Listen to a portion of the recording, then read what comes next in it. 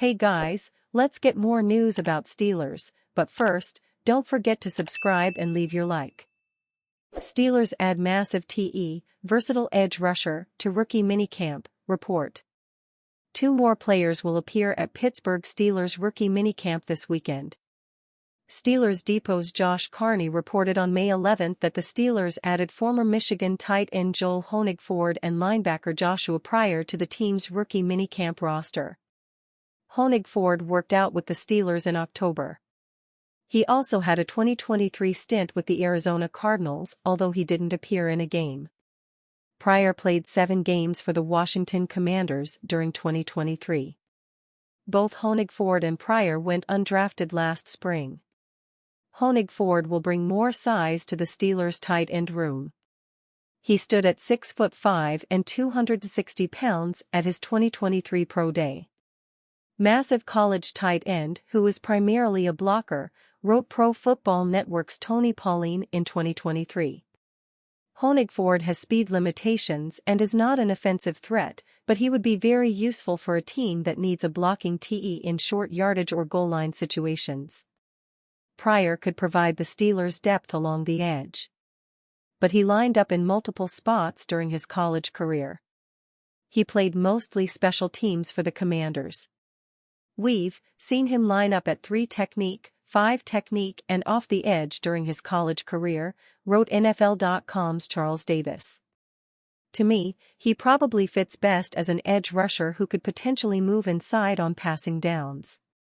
He did a nice job not only of rushing the passer, but playing the run, as well. Honigford caught just 1 pass during his college career at Michigan. But basically being used as an extra offensive lineman, Honigford helped pave the way for the Wolverines' rushing attack. During his final college season, Michigan finished 5th in rushing yards in the entire country.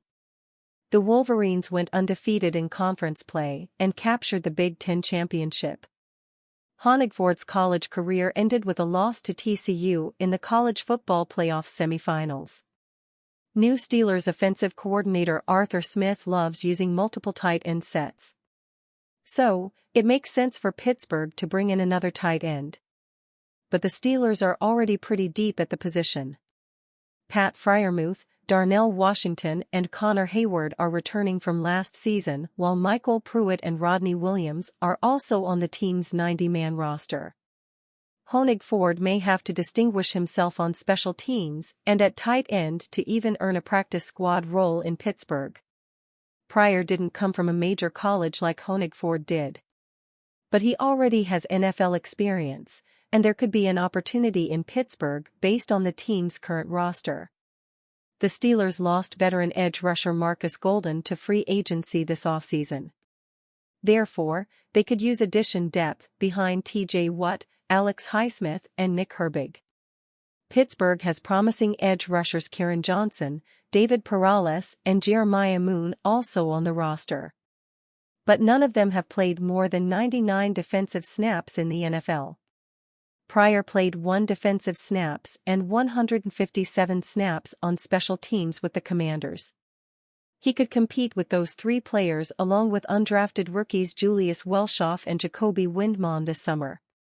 The first step for both Honigford and Pryor, though, is to perform well enough at rookie minicamp to earn a summer contract.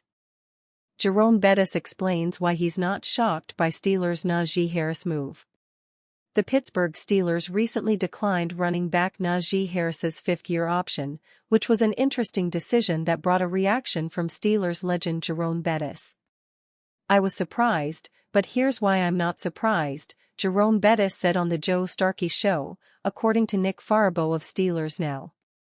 "I'm not surprised because there's, I believe, a conscious effort the NFL has taken on running backs, to keep the numbers for running backs under wraps so that they can have the money to go give quarterbacks, and give to wide receivers, and give to tight ends.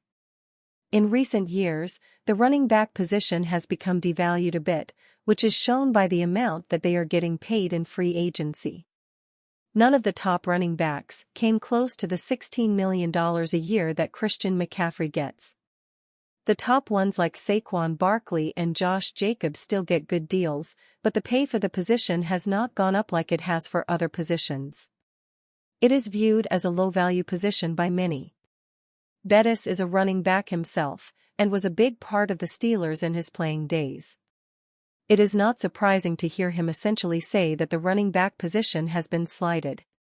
It seems that he also believes Harris is a quality player and would not have objected to Pittsburgh picking up the fifth-year option for Harris.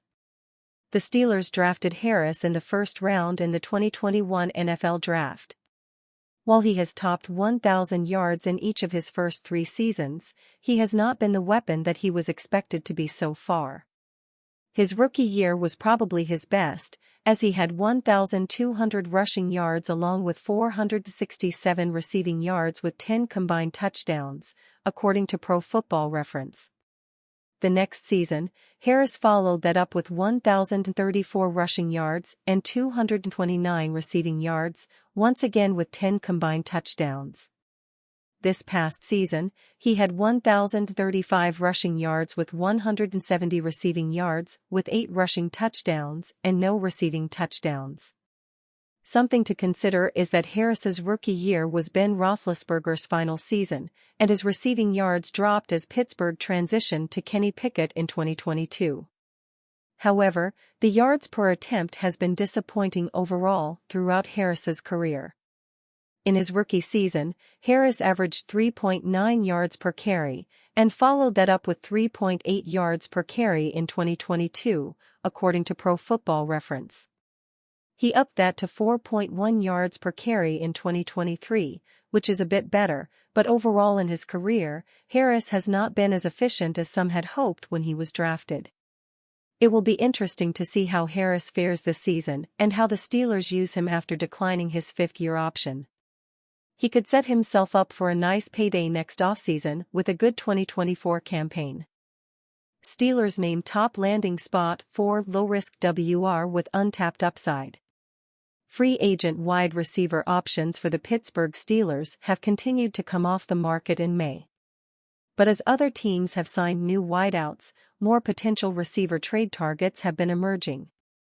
For instance, the Tennessee Titans signed veteran receiver Tyler Boyd, who was often connected to the Steelers in free agency.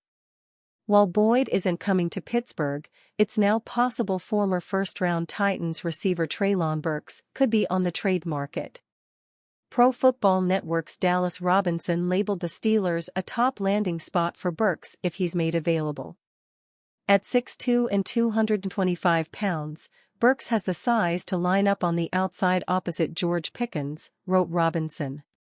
Pittsburgh took low-cost free agent flyers on Van Jefferson and Quez Watkins this offseason, but the league probably knows what those veterans are capable of.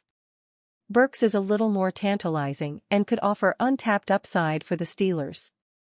The Titans drafted Burks at number 18 overall in the 2022 NFL Draft.